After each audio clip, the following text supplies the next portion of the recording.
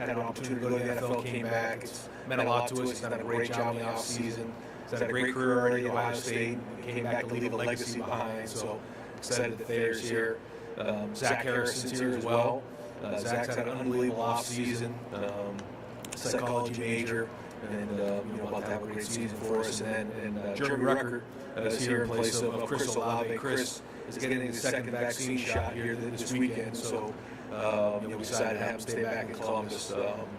But Jeremy's here in his place. He's also getting his degree this summer, and Jeremy decided to come back as well. I had an opportunity to go into the NFL draft, and did some great things for us last year. Had some big hedges for us, and excited to see what he does for us this season. We're really excited to get back to normal here. Spring was very, very important for our team. We have kind of 45 guys on our team that are in their first or second year, and they missed over 1,000 snaps last year. They missed 6 games and didn't have a spring practice the year before. So because of that, fundamentals is something that we spent a long time working on this spring, really heavy emphasis. And then as we headed into the summer, it's been an unbelievable opportunity for our team to really work on the leadership and the development of our team physically, but also in accountability. And that's where Mick Murray and his staff do a great job. And really for the players to get away and find their own voice and find their own chemistry has been really good this summer. But as we head into preseason camp, this is something that is going to be very, very important for us because we start right away. And I think the easy thing to do is coming off of last year is to focus on what happened in a game at the end of the year, how do we get back to the national championship game, but more importantly this year, it's going to be how do we win that first game at Minnesota with a young team. We're going to have a young quarterback, and we have to start the season really strong. So this preseason is going to be very, very important to us. We have to really come out of the gates strong and harden ourselves as we head into the first game. So looking forward to that. It's going to be a long way all the way to the end of the season. So we get started here in a couple weeks, and with that, I'll take any questions. Thank you, Coach. We'll start here with Bill. Just raise your hand, Bill, so she can see it. Thank you. All right, you're no stranger to the stadium, and as you know, the College World Playoff Championship game is here. I know you're looking one day at a time, not in January. But what do you have to do? How does your team have to develop to get to this point? And how good do you feel about your team right now? I feel good about the team. I feel good that we have some veteran groups, but I think that there's also some inexperience in some areas. And so it sounds like Coach talk, but in order to get back here, which has been tremendous for us to get here, is we have to figure out a way to win the first game. Otherwise, it doesn't matter. And how is that going to happen? It happens with an unbelievable preseason and staying in the moment. And that's been our mantra there at Ohio State for a long time, is to stay in the moment, not get too worried about what happened yesterday, not get too far out in front of you in terms of worrying about, playing in championship games. You got to do a great job of maximizing the day. And if we can just stay on that focus, we're going to have a chance to play in some championship games. But yeah, I mean, we look at the youth that we have at linebacker, you look at our youth at quarterback, that's something we've got to make sure we're doing a great job of addressing. But we also have really good players around. We have really good depth on defense and the D-line. Our secondary has more depth now than it's had in a while. And then our offense, I feel like we have pretty good depth at all the other positions. Look to your right, Matt. Hi, Coach Matt Kennedy, Minnesota Daily. How do you guys on defense with such a young squad plan on trying to stop Minnesota's experienced run game and in the first week with 5 gopher offensive linemen returning and a great running back in Bo Reed? Yeah, I mean, I think when you look at Minnesota, they have one of the most experienced and veteran teams there is in the country. So it's going to be a major challenge for us going on the road. We haven't played in front of fans in a long time, so it is a huge challenge. The good news is we're not that young up front. We do have really good depth in the D-line. A lot of guys coming back: Haskell Garrett, Zach Harrison, Tyreek Smith, Antoine Jackson, Teron Vincent. And, so we're as deep as we've been in the D-line. That's good. We're young at linebacker. But it was good to see some of the younger guys play well in the playoffs last year. We look at what Latham Ransom did at safety and Josh Proctor did for us. Seven Banks had some really good games for us last year as well. And so, although we're young, we do have more depth there. And so, like you said, it's going to be a challenge. So that's why this preseason is going to be a really hard preseason for us. Stay in the same section. Jay Stevens, Locked On Podcast Network. How did the abnormal way to prepare for last season help you alter and improve the preparation for this season?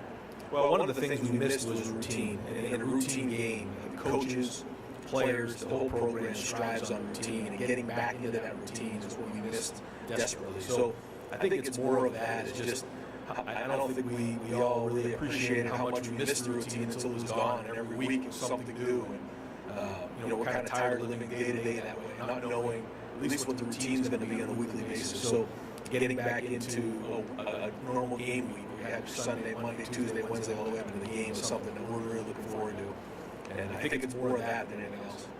To your left, 10 o'clock. To your left. Nathan Bear, Cleveland.com. Obviously, last season was pretty disrupted by the COVID situation for Ohio State. And you mentioned Chris getting his vaccination this weekend. Just curious, what kind of advice or approach are you taking with the vaccinations, and where do things stand with the team right now? Yeah, the majority of our team is vaccinated. It's one of those things where I think you really have to take a look at certain risks with everything. I think there's risks with the virus. There's risks with the vaccine. There's risks with testing positive. There's risks with contact tracing, not being able to play. And we've left that up to the players, and we try to do everything we can to educate them with our medical people, sports medicine. But I feel like we're in a pretty good place. I think the majority of our guys have been vaccinated, and a few more are continuing to get vaccinated. And I know it's something that's unique to each guy, and we've kind of left it up to them. Keep rolling up front with 24/7. Hey Ryan, Dave Biddle from 24/7 Sports. I want to ask you about the interior of your offensive line. Do you expect some good position battles there in camp? And specifically, who do you think is going to be your starting center?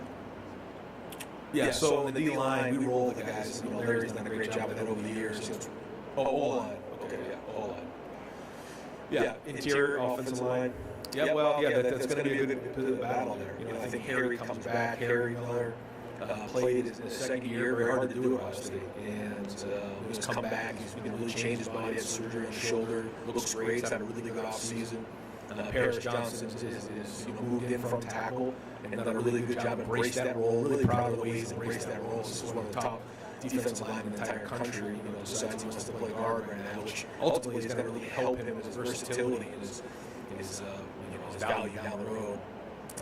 But then you also have guys like Lou Whippler who's in there, Matt Jones, Josh Fryer, Viamahe. Good news is, like you said, we have a few guys in there, and if they all deserve to play, we will roll those guys. And so some of those guys had to play in the Michigan State game. We lost all those guys. Some guys had to step up in a big way and did. So some of them did play, like Harry did play in the spring. So we'll have to, once we get them all in there, we'll have to figure that part of it out. But even at tackle, DeJuan Jones did some really good things for us as well, and Nick's coming off of a little bit of an injury there. So there's some good versatility that we have. We've got to find the best five and go from there. All the way under your left. Right, Tim May, Letterman Row. I was just wondering, we saw where Nick Saban said that Bryce Young is probably going to be upwards of $1 million in endorsements, et cetera, with the same image and likeness. I'm just wondering, are you costing one of your three guys money now, delaying naming him the starter, and where are you in that process? And what would the starting quarterback at Ohio State be worth, you think, on the open market? There was a lot of talk about projections last year, coming off last year, with what Justin had the opportunity to make, and certainly those were big numbers, but it didn't happen, so we'll see when it all does come to fruition. I think that stuff will happen naturally, and I think the focus for all those guys just has to be development. If they're worried about starting, if they're worried about money, then they're worried about the wrong things. Those things happen and they'll come naturally. But I do think that we need to consider down the road, somewhere along the line, maybe it's a year from now, figuring out how we spread some of that money out. Because certainly the quarterback at Ohio State is going to have an unbelievable opportunity. The wide receiver, the running back, there's going to be certain positions. When you combine the brand of Ohio State, you combine the brand of Ohio State football, you combine the city of Columbus with our social media presence, it's like the perfect alignment. So the opportunity for our guys is going to be unlike anywhere else in the country. However, how do we find ways to make sure we disseminate that throughout the team? Because there's a lot of guys out there who are also playing football. There's guys who are blocking for the quarterback. There's guys who are covering the wide receivers. And while it's tricky, and I don't really have quite the answer, I know that there's got to be some sort of formula down the road that we can consider. We'll keep moving to your right. Hey, good morning, Coach. Mike Moore with One of the Moves of Sports Scouts. And let's just say, for the past 10 years, man, your success at Ohio State has been unbelievable. So getting these top-tier recruits from high school, bringing them to the next level, still having the same success. How do you go about in the locker room and on the field, keeping these kids hungry and humble and kind of managing egos at the same time and keeping that winning culture? I think it starts with recruiting the right people. And I think recruiting in an honest manner where you tell them exactly the way it's going to be when they get here is very, very important. I think that if you recruit them a certain way, but then when they get here, it changes, that's when you can foster hard feelings. We tell them there's nothing guaranteed. You're going to compete at the highest level. If you can make it Ohio State, you can make it anywhere. And guys who are highly competitive, that's what they want. They want it hard. I talked to some of our freshmen who got in here just recently in the last couple months, and I asked them how they like the program, how they like the strength and conditioning, the summer program. They go, it's hard, but that's why we came here. And that's what we tell them in recruiting. And if that's what they want and that's what they want to embrace, then they come here. For somebody who wants to just, hey, you're going to get on the field and play right away, this isn't the place for you. Now, for a lot of guys, they do play early. You're going to see a lot of our guys play as freshmen this year. That's because they earned it. And I think if we recruit those type of people and those type of families, we'll continue to build this competitive environment. We'll move next door. Hey, Coach, J.L. Kerman, East Star. You just talked about how you're recruiting, how much that plays a big role in the youth of your team. But as you look through camp, what are those signs of maturity that you're looking for to sort of show you that you're on the right track? Yeah, that's a great question. I talked to our leadership council this week, and we talked about just random acts of leadership, where in order to be a leader, you have to have different styles.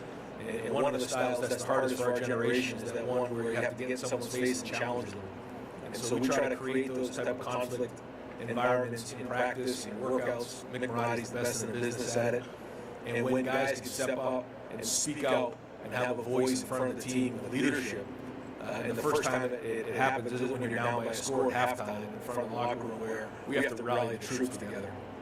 It happens in practice, it happens in workouts, and when we see those type of things, that's when we know we're taking the next step in terms of maturity, because there's the last few times we've been in the stadium right here, we've been down at halftime. We had to come out in the second half and play really, really well. And the reason that happened was because of the leadership of our team. In the middle, with Bill. Coach Bill Benner, Sporting News.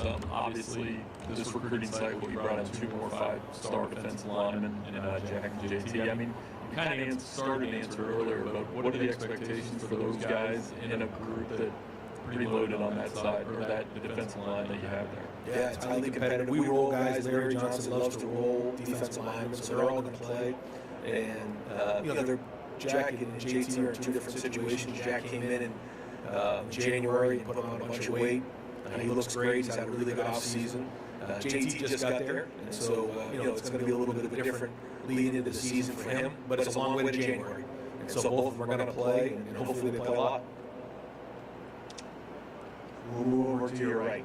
Coach Jim Dominic, WMPR, Archbold, Ohio. What's the difficulty in a program such as ours, yours, with the transfer rule changing where kids can leave immediately, particularly with the great numbers of top athletes that Ohio State recruits? Do you have some difficulty? You have some idea of some difficulty with that? Some kids have already left.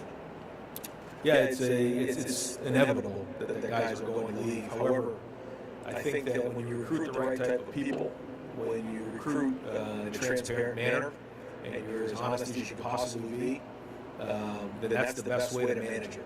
And I think that, when you bring in great people who understand what it is, that there's going to be good days, there's going to be bad days. One of the things I tell recruits when they sit on my couch is, it isn't always going to be great. You're going to wake up one day and ask yourself, why the heck did I come to Ohio State? I hate football. I said, how's that for recruiting? But that's the truth. And if they understand that coming in, that there's going to be bad days, there's going to be hard days, but if you choose Ohio State for the right reasons, then you'll see it through to the end of your graduation. However, there's going to be other situations. Joe Burrow is a great example of that. Joe got his degree from Ohio State. Dwayne ended up being the quarterback. He went on and had an unbelievable career and still does today. So it's changed the landscape of college football, but I think what it's really forced all recruits to do, or excuse me, all college coaches to do, is recruit in a transparent manner so that they're straightforward and tell them exactly what they're going to get when they get there. It's not always perfect, but that's our philosophy. And we'll close here with Ryan. Coach Ryan Sweet, graded in the game. With what Haskell Garrett went through last offseason, what impact did that have on the team and his leadership and moving forward? Very unique situation what Haskell went through. I think it makes you realize, I think it made him realize that, in one day your whole life can change forever. And to see the way he's responded, very proud of him, proud of the way he played last season. Hopefully he can now take the next step. But what a great story of somebody that had almost all of it taken away, but then turned that leaf over and had a great season. Hopefully we'll have another one this year. Coach A, wishing you a spectacular season. Thank you. Thanks, guys.